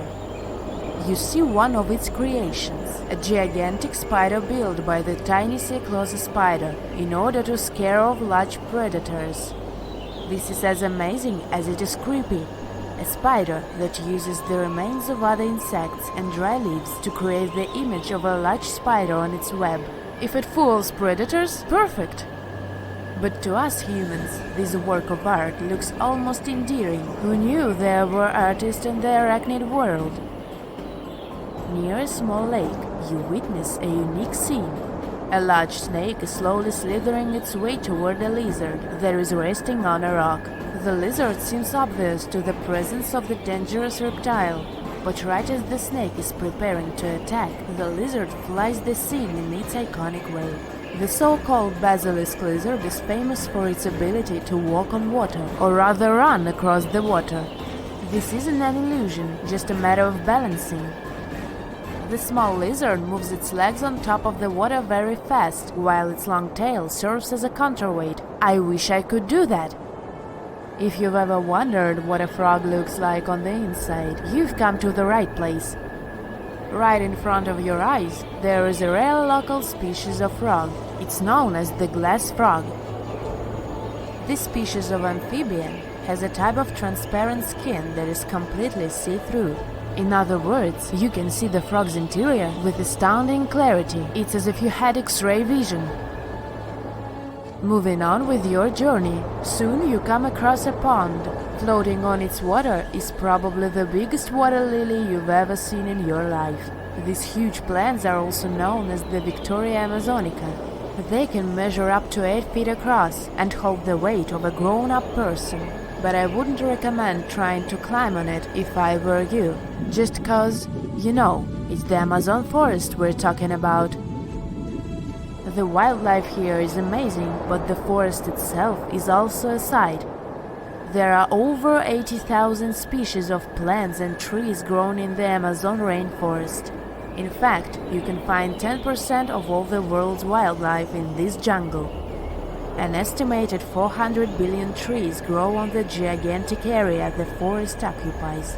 Of course, this place is bound to be biodiverse, right? You won't be able to witness this phenomenon during your trip, but your guide tells you about a unique species of tree that is famous for being able to walk. Yep, you've heard correctly. There are walking trees in the Amazon rainforest. They don't have legs or anything like that, but they do move around in search of better lighting conditions. The Amazon canopy is so thick that only 1% of sunlight can reach the forest floor. Because of this, some trees end up getting less sunlight than others. The so-called walking palm trees seem to be adapted to this situation. They grow new roots, which helps them move for 1 to 2 inches per day. They can walk up to 65 feet per year. Maybe that's what inspired John Ronald Reuel Tolkien to create ants, huh? Those are pretty similar tree beings that roam freely around the world. I kid you not, it's not only wildlife that inhabits the Amazon. Actually, over 30 million people live in the forest. And there are also ancient settlements that scientists believe to have been thriving there. And I'm not talking about El Dorado, that's just a myth. But in 2018, a groundbreaking study showed that up to 1 million people probably inhabited the Amazon. Between 1,250 and 1,500 CE. Can you imagine that? Working alongside local indigenous people, researchers from the University of Florida found several mounds in the Amazon. Besides these mounds, they also discovered interesting ditches and geoglyphs. After mapping all of these recurring mounds, scientists understood that this was a sign of an ancient settlement. They found remnants of carefully designed walls centered around plazas. This could only mean that these ancient cities were big and could host hundreds of thousands of people. These findings brought back the idea that the Amazon could have been home to thriving civilizations way before the Europeans arrived there. But rather than cities drenched in gold, they were simply well-developed agricultural societies. Imagine you've booked a tour through the jungles of Costa Rica. All of a sudden, you stumble upon a huge stone sphere, nearly the length of a king-sized bed in diameter. How on earth did it end up there? And what does it symbolize? You immediately ask your guide. He's not as amazed as you are, and tells you that there are actually several hundreds of them scattered across the south of the country. The mysterious stone spheres don't have an official name. The locals simply call them las bolas, which means balls in Spanish, while historians refer to them as Dequis spheres, after the culture that produced them. Scientists have studied the sediment layers of the earth around them and estimate that the earliest were made around the year 600 CE, and the newest ones date to the year 1000 CE. Many of the spheres were relocated after their initial discovery, and that's why archaeologists can't date them precisely. The Dequis culture completely disappeared shortly after they were discovered by the Spanish in the 16th century. Unlike the Mayas and the Aztecs, the myths or legends of these peoples didn't survive, so they cannot explain the existence of the mysterious orbs. More than 300 of these objects have been discovered so far, with some being smaller than 1 inch in diameter, and the largest measures 6.6 feet in diameter, standing taller than most humans. Although there are ones made from limestone, most spheres were carved out of a coarse version of basalt, a type of rock that forms when lava cools rapidly. Some orbs weigh up to 15 tons, and in most cases, their surface is smooth to the touch, although there are coarse, mostly unfinished pieces. If we throw away the theory that river erosion naturally sculpted the spheres, the ancient people seem to have created them by hammering boulders with other rocks. Once they got the rough shape they were aiming for, they would polish the rock to perfection, using techniques such as controlled fracture and grinding. The mysterious spheres are located in the Diquiz Delta, on the coast of the Pacific Ocean. Most of them can be found in a place called Farm 6, which, alongside 3 other sites, was proclaimed a UNESCO World Heritage Site in 2014. The area contains other finds from the pre-Columbian era, such as paved areas, burial sites, and mounds. For centuries, the stone balls were hidden under a thick layer of sediment that protected them against the elements and looters until they were unearthed during the 1930s. The company that owned the land was clearing the rainforest for banana plantations when they stumbled upon these unusual stone constructions. Some were damaged by bulldozers, and some by workers trying to pry them open, as they believed there was gold hidden inside. It took a while before the authorities intervened to stop further damage to the finds. Doris Stone, the daughter of an executive of the company that owned the land, was the first to study the spheres. In 1943, she published an article in a leading American archaeological journal, turning the world's attention to the orbs. Expeditions soon followed, and archaeologists were immediately able to determine that the stone formations were human-made, probably created by the ancient indigenous population of Costa Rica. To this day, no one has been able to fully explain their function in a scientific way. It means there's still room for some wild theories about the sphere's origins and true purpose. The most popular theory in the scientific community is that the stone spheres served as decorations and status symbols, as many of them were found near the houses of chieftains. Local tribal leaders were also laid to rest with some of the smaller balls, so these stone formations were definitely associated with power in some way. Chiseling a boulder to perfection involved a lot of labor and planning, and only powerful individuals could afford it at the time. The other popular theory is that the boulders were used for astronomical observations. Individual spheres represented stars or planets, like a primitive map of the night sky. Since they were perfectly round, it was easy to roll them around. Before the jungle engulfed them, the area where they were found was a flat alluvial plain, ideal for rolling large boulders around. Another version of this theory suggests that the stones were used as boundary markers, much like modern border stones, which are also mostly made from stone. Finally, legends from other tribes that lived in the area tell of how the spheres were cannonballs that the deity of thunder used to drive away the deity of winds and hurricanes. We still don't know the original purpose of the Costa Rican spheres, but they remain an important part of the country's national identity. The National Museum in the Costa Rican capital, San Jose, has 6 of them in its courtyard. Many other spheres have become prized garden decorations for wealthy Costa Ricans. There's even one at Harvard University. More than a millennium after they were created, the mysterious stone spheres of Costa Rica are still associated with power and wealth. In terms of numbers, the stone orbs are not perfectly round. They are rated as nearly perfect, at 96% spherical in shape. And while even that is pretty impressive, the spheres of Costa Rica are not the only ones of their kind. Nearly a decade ago, workers came across mysterious giant stone spheres deep underground in a coal mine in northern Asia. The surface of the spheres, which measured a little over the length of a human footstep in diameter, was unusually smooth, and people tried to explain it somehow. Some were certain they were out of this world, and others suggested the spheres were actually petrified dinosaur eggs. Scientists quickly put an end to further discussion, as it turned out that the mysterious spheres were concretions.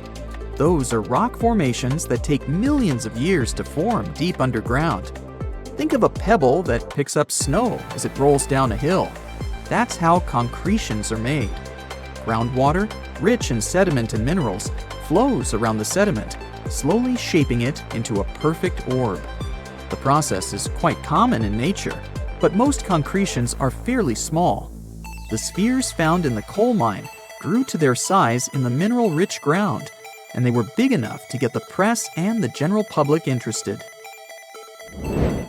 Another possible case of concretions is the massive stone spheres found in the Visoko Valley in Bosnia. Samir Osmanagic, better known as the Bosnian Indiana Jones, was the first to explore those objects about as wide as the length of a London bus. He believes the stone spheres were carved by a lost civilization that lived in the area 1,000 years ago. The reddish color of the orbs, though, is proof to geologists that they are indeed concretions, rich in iron content. The Moki marbles, found in rural Utah, are similar in color to the Bosnian spheres. These tiny concretions are the size of toy marbles and consist of a sandstone core and a shell made out of hematite, an iron ore. In South Africa, miners have come across Klerksdorp spheres, which are similar in shape and size to Moki marbles. The only difference is that these ones formed inside volcanic sediments and ash. The most intriguing among human-made tiny spheres are probably the orbs found on several Greek islands. Scientists discovered 700 stones smaller than golf balls near the Bronze Age site of Akrotiri on the island of Santorini. They believe that the finds were between 3,600 and 4,500 years old. When they compared all the stones' variations in size and color, the archaeologists concluded that these enigmatic stones could have easily been the oldest board game ever made. With the help of artificial intelligence, scientists are now trying to work out the rules of this game.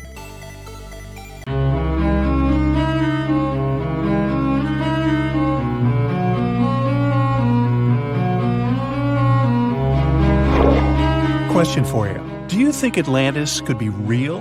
It remains as one of history's greatest mysteries.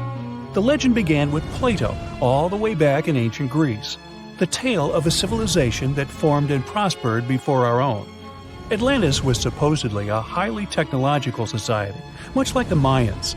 But, as the legend says, due to the people's greed, they were punished by a flood that destroyed and submerged their cities. Different theories try to guess Atlantis' location. Some say it was in the Mediterranean Sea. Some say it's beneath the Bermuda Triangle. But, as science has shown us, Atlantis may be only an allegory for humankind. Today, you'll discover several amazing underwater cities that you have never heard of. They existed indeed and are not just a myth. We're taking you on an excursion to the underwater city of Baia, which is on the coast of Italy. Known as the Las Vegas of the Roman Empire, Baia was a resort city. The Roman elite traveled there for recreation. Imagine an open-air spa. That was Baia. You can visit the submerged town by scuba diving and get close to that perfectly preserved, magnificent Roman sculpture, a true underwater wonder. You can spot the crumbled temples and buildings through glass-bottom boats. This is a moss-covered museum in Claudio's Nymphaeum. To your left, you can see a collection of classical Greek statues. Swimming down the Via Herculeana, you'll arrive at Villa Aprotio. Villas are Italian-style houses, and here you can admire their original marble floors. Notice the black and white patterns and the astounding shapes they make. Next, you'll arrive at Portus Julius. Can you see the collapsing wall structures at the bottom of the seafloor? You'll see well-preserved columns and limestone floors. Behold the ruins of the thermal baths of Lacus. The remaining multicolored mosaics are something great to see. You'll see their orange, blue, and green tiles if you get close enough.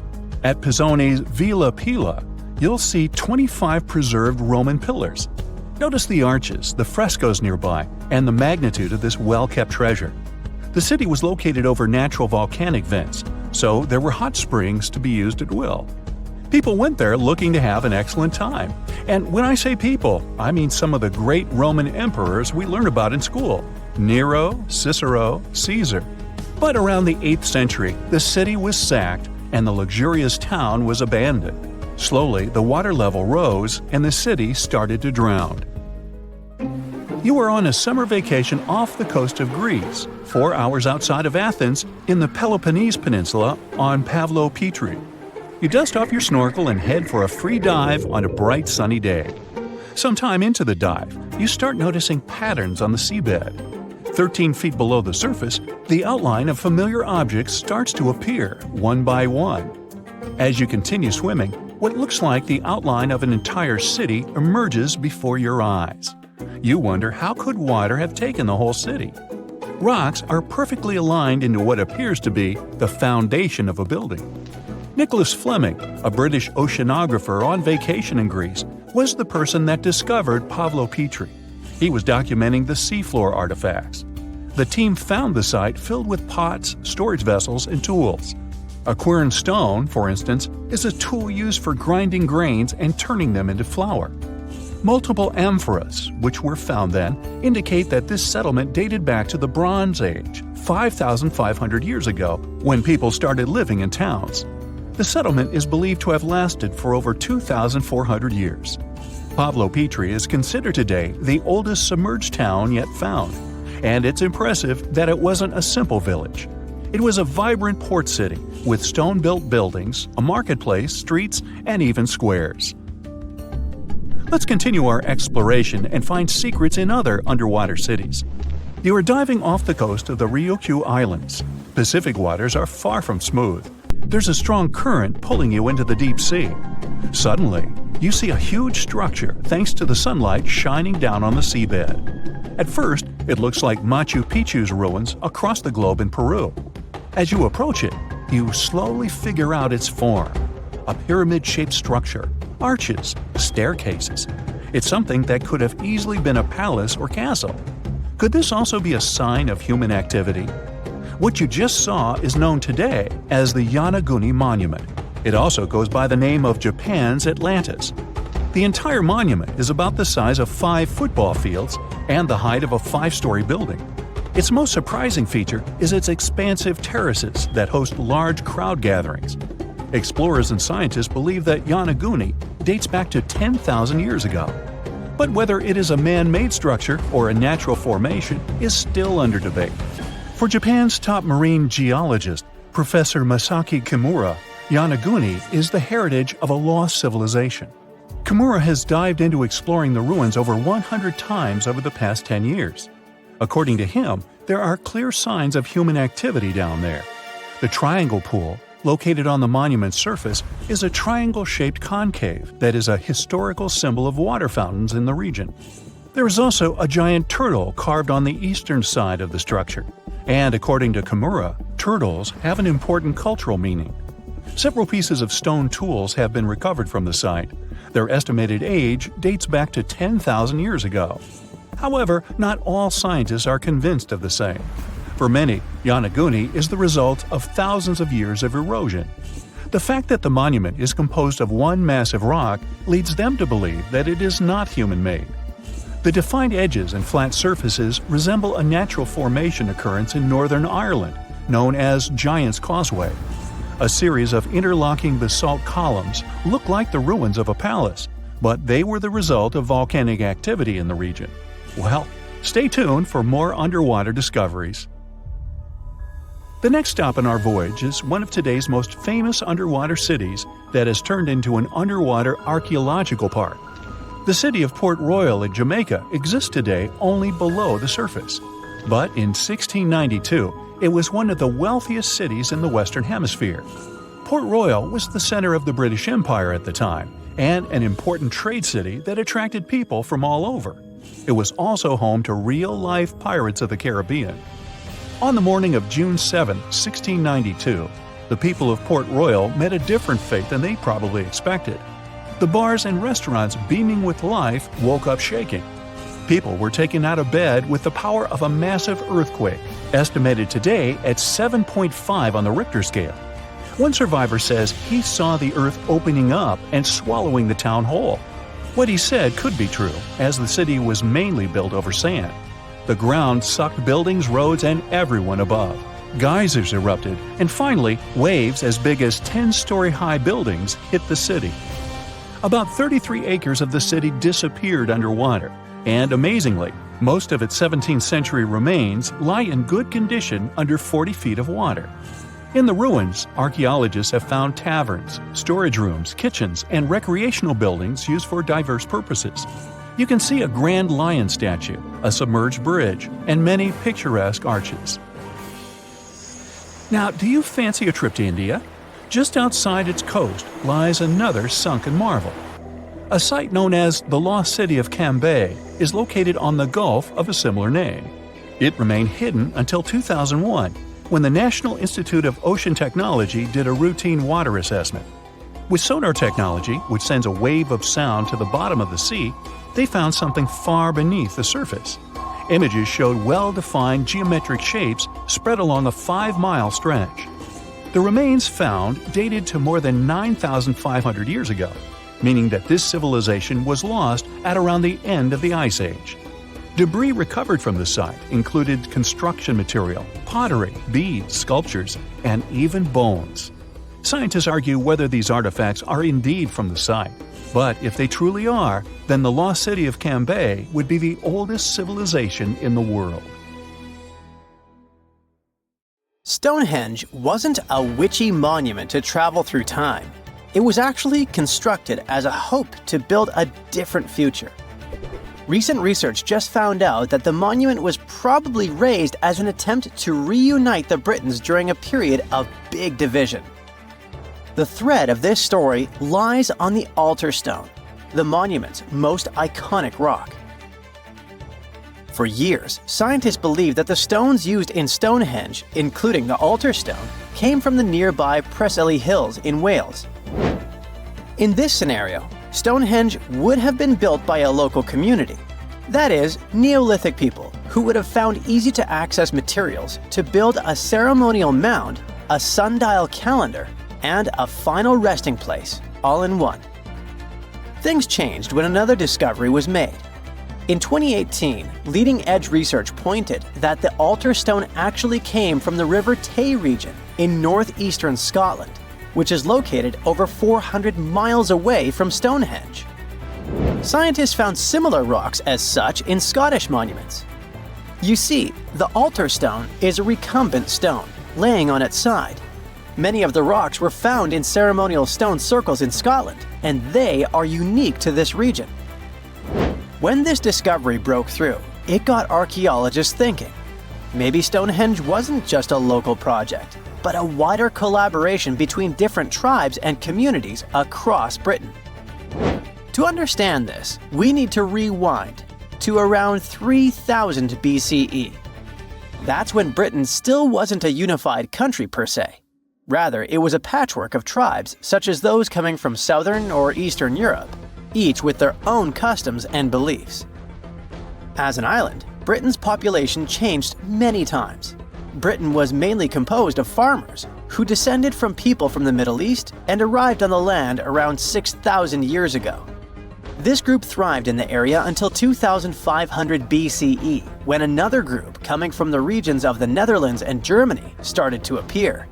These ones, also known as the Beaker people, were responsible for the large population turnover that Britain experienced during the Neolithic period and the years that followed. The Beakers were called so because of a specific type of pottery they used to make and bury their loved ones with after their passing. It's possible that the original dwellers of the land didn't like it that their land was being repopulated. And what researchers suggest is that Stonehenge was this attempt to reunite the original Neolithic farmer population and regain some type of identity control over their land. They would have invested a lot of time and energy in bringing the altar stone all the way down from Scotland, without the help of wheel technology, for example. You see, the wheel had already been invented in Lower Mesopotamia, but since there was no Wi-Fi at the time, the Brits weren't aware of this technology until much later on. This whole territorial crisis could have driven locals to use their resources to move the altar stone to Salisbury Plain in England in order to reunify the land. You see, Stonehenge wasn't built in one go. Its history dates to around 3000 BCE. That's when the monument was just a circular ditch and bank known as a henge. Inside, they placed wooden posts and possibly totem-like carvings. This version of Stonehenge wasn't about rocks yet.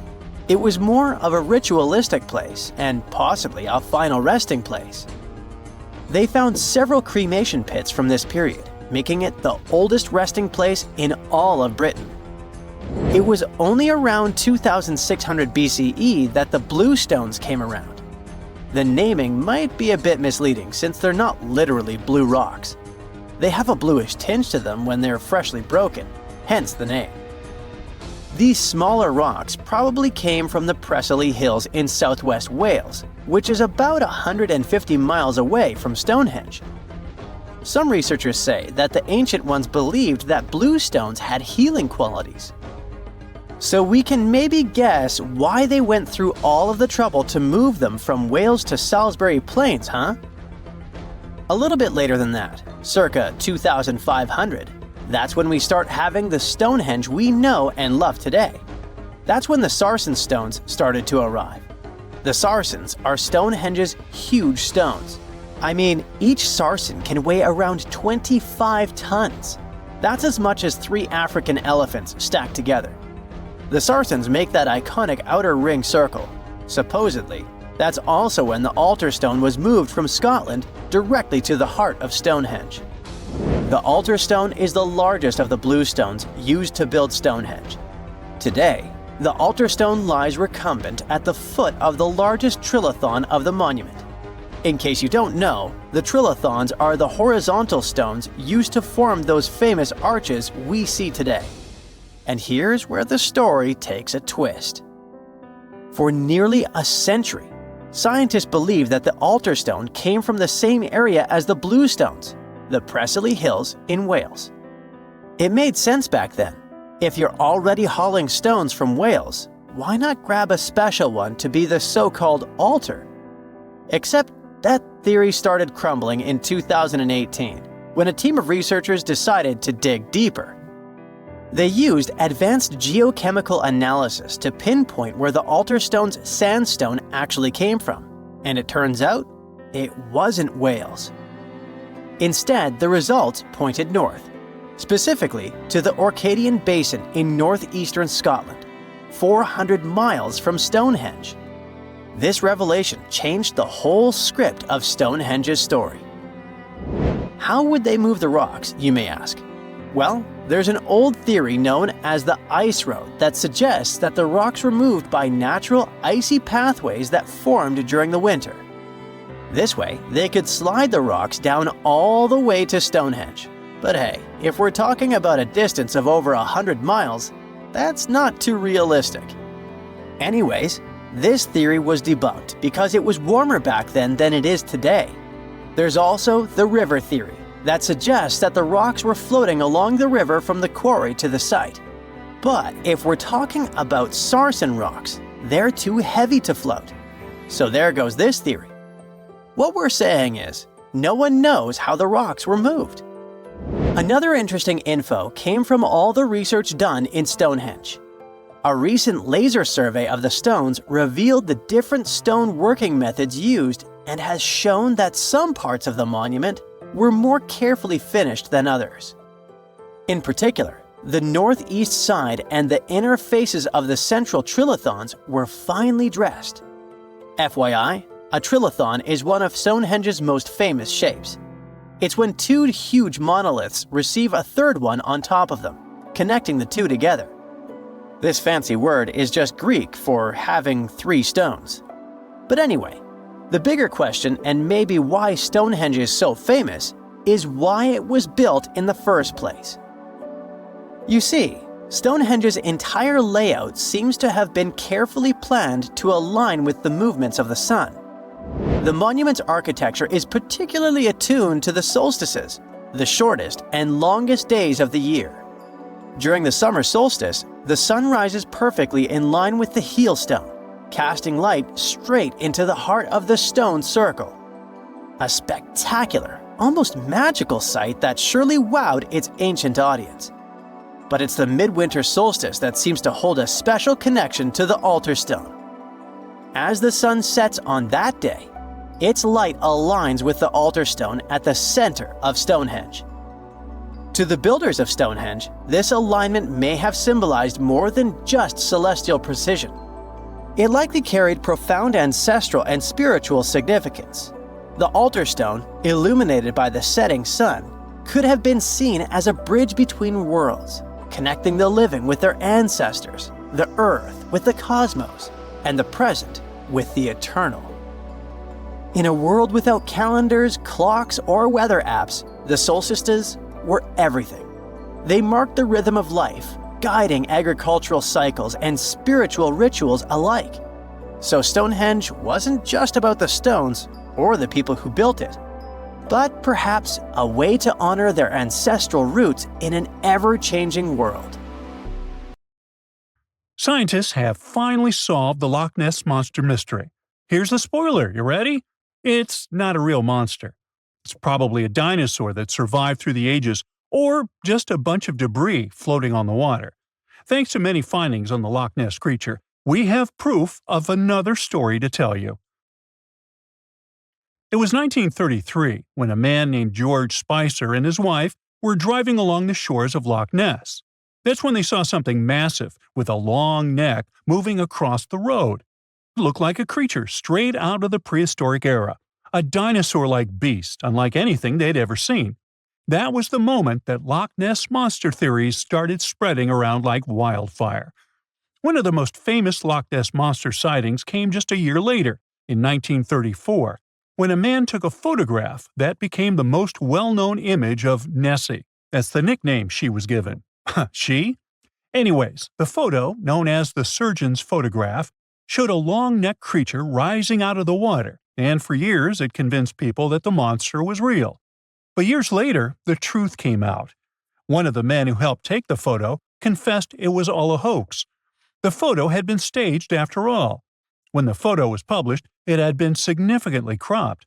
This made the animal in the picture look much bigger than in real life, fueling the theories that the Loch Ness Monster did in fact exist.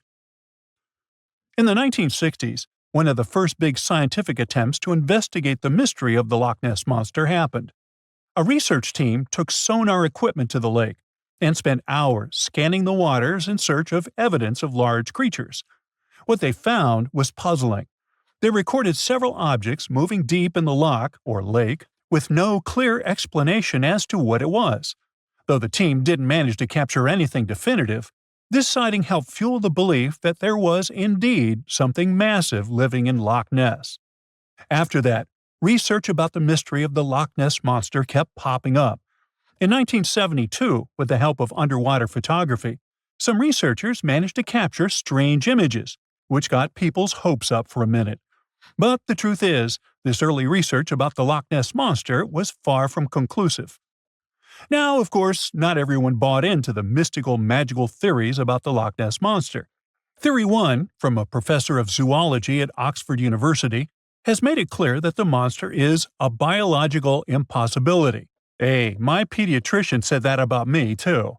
Meanwhile, he says that no skeletal remains have ever been found in the region. Plus, no fishermen have ever caught anything resembling the creature in their fishing nets. For him, this works as proof that it simply can't be real. When it comes to the famous photos of the Loch Ness Monster as evidence, well, that's pretty simple. The professor offers a more down-to-earth explanation. He argues that these images are either showing floating debris or birds, like cormorants, which have long necks and often appear to be low in the water. When people refute his suggestion, he takes us back to human psychology and explains that people often make mistakes and misjudge the size of things, especially when they just caught a glimpse of it. and even more so when they are hoping to see something specific. Now, many of those alleged photos depict an animal with a long neck and a small head, which has led some to believe that what they're seeing is a plesiosaur, a giant marine reptile that lived 215 million years ago and disappeared with the dinosaurs. The idea of a plesiosaur surviving all these years is a theory that's been around since the first sightings of the creature. But this researcher isn't buying it. He explains that no plesiosaur fossils have been found in the region dating to anything later than 66 million years ago. The idea of a prehistoric creature still lurking in the waters of Loch Ness just doesn't hold up scientifically. Then there's theory number 2, from a British naturalist who has spent over 50 years investigating the Loch Ness Monster phenomenon. His conclusion is a little less dramatic. He believes that most people who report sightings of long-necked creatures are misidentifying other animals. He suggests people think they are seeing a sea serpent. Reports of sightings from the Loch Ness Monster have been around since the 6th century CE, long before they were distilling Scotch whiskey or other explanations. Early reports of these sea serpents describe large creatures with long snake-like bodies and multiple humps. Some say the creatures were as big as boats, and many swore they saw something swimming in the waters. Many of these early sea serpent sightings may have been misunderstandings or exaggerations of normal animals in the loch, like large fish or even swimming birds. They could have been large eels, which are known to live in Loch Ness. These eels, especially when they're moving, might have given the impression of a long, undulating creature in the water. People who saw these eels from a distance, particularly in low light or misty conditions, might have mistaken them for something much more mysterious. Theory number 3 says something else. Nessie is just a series of standing waves. These happen when two boat wakes move in opposite directions, creating a big hump in the water that could look like a creature from a distance. Loch Ness enthusiasts even showed how it works, with footage from Fort Augustus, where a river meets Loch Ness. These enthusiasts had big plans to use drones with infrared cameras and special underwater microphones to search the loch. Now, Loch Ness is massive, stretching around 23 miles long and more than 700 feet deep. So, they thought they needed drones and infrared cameras to put an end to this discussion. But despite everything, they haven't found Nessie. But it's not only the Loch Ness Monster that lacks scientific explanation. There have also been scores of sightings of Yetis and Sasquatches that no one can really explain. Folks have made movies, dreaming of finding the truth about these creatures. But, according to recent research and evidence, it looks unlikely that we'll ever find definitive evidence of their existence. Science says they can explain Sasquatch sightings, and this is how. Biologists who study wildlife using camera traps, which are set up in remote areas to capture images of passing animals, have long attempted to find elusive species. These cameras detect movement and snap pictures, providing invaluable data on the biodiversity of different ecosystems. As camera traps collect more photos over time, the number of species recorded grows. However, after a while, the number plateaus, suggesting that no new species are being detected. While it's impossible to claim 100% certainty, researchers say that after significant camera deployment, it's safe to say the likelihood of discovering new species, especially large ones like Bigfoot or the Yeti, drops significantly. Camera trap studies have been running for years in regions where these creatures are rumored to live, but so far, no conclusive evidence has surfaced. Instead, the supposed proof of Bigfoot or the Yeti often comes from blurry photos or shaky videos taken by individuals who claim to have encountered them. The scientific understanding of biology also makes the existence of Bigfoot highly unlikely. Often described as a great ape, Bigfoot would have had to evolve in North America. However, great apes evolved in Africa, and the only great ape to make it to the Americas is Homo sapiens, whose ancestors crossed the Bering Strait only about 16,000 years ago. This is far too short a time for a new species like Bigfoot to have evolved. While it may be disappointing for these mysterious creature enthusiasts, the scientific evidence points firmly toward the conclusion that creatures like Bigfoot and the Yeti are more fantasy than reality. After decades of extensive scientific research, it's safe to say that yes, science has solved the mystery of the Loch Ness Monster, and it's pure fiction. So, what do you think?